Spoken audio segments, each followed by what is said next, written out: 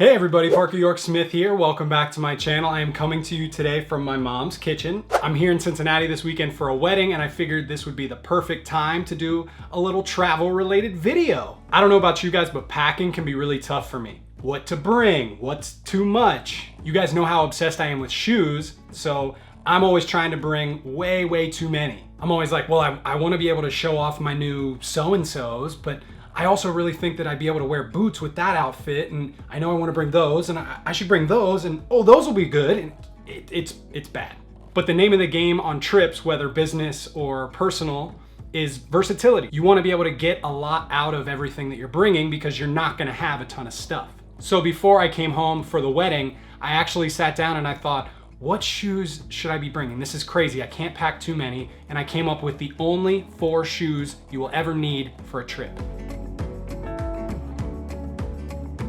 Numero uno, a minimal sneaker. This is the shoe that you wear on the plane. Since America is super annoying and makes us take our shoes off in security at the airport, you want something you can slip off and slip on really easily. Don't be that person who wears a high-laced boot to the airport and takes forever to unlace the whole thing and holds up the whole line. For my trip, I brought these white low-top Reebok Classics that I recently had customized. They're comfortable and they're extremely versatile. These are what I'm wearing with all of my daytime outfits, whether it's shorts, jeans, chinos, anything at all. It's great to have just a classic minimal white, black. The color really doesn't matter, just something that's extremely easy to be styled with a lot of different outfits.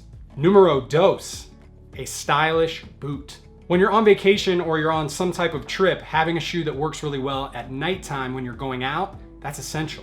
You don't want to rely on a white sneaker to be your going out shoe. You'd rather have something like a boot because it can be worn with jeans or chinos or even trousers if you're doing something a little bit more formal. The ones that I brought are from Aldo. They're old school, they're super beat up, but the reason I brought these is because the wedding that I'm going to is actually at the Renaissance Fair. So I'm going to be outside in the dirt.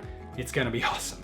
Number 3, a workout sneaker. Going on vacation is not an excuse to just give up on your fitness routine. If anything, what I like to do is break a sweat first thing in the morning so that I don't have to feel guilty about all the extra drinks or heavy foods that I'm eating on vacation. I brought this pair because I like how versatile they are for like a calisthenic or a running workout, but then I can also style them kind of in an athleisure type way with a workout shirt and shorts during the daytime. Considering workout shoes are more stylish than ever, it's really nice to get something that can kind of double as somewhat of a fashion sneaker as well as a really functional workout sneaker. And finally, numero 4, a dress shoe. Now obviously, if you're traveling for a wedding or for business, a dress shoe is completely essential. Personally, I'm not a big fan of wearing dress shoes out to the bar or just going out anywhere, so that's a better job for the boots. The dress shoes are what you want to have if you're going to be wearing a suit or a shirt and trousers.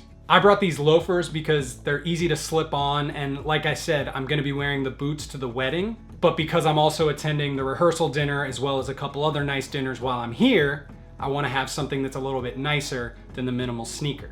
Simple, easy. The 4 shoes you need for travel. And please, I know I always have to say this, but this is only my opinion.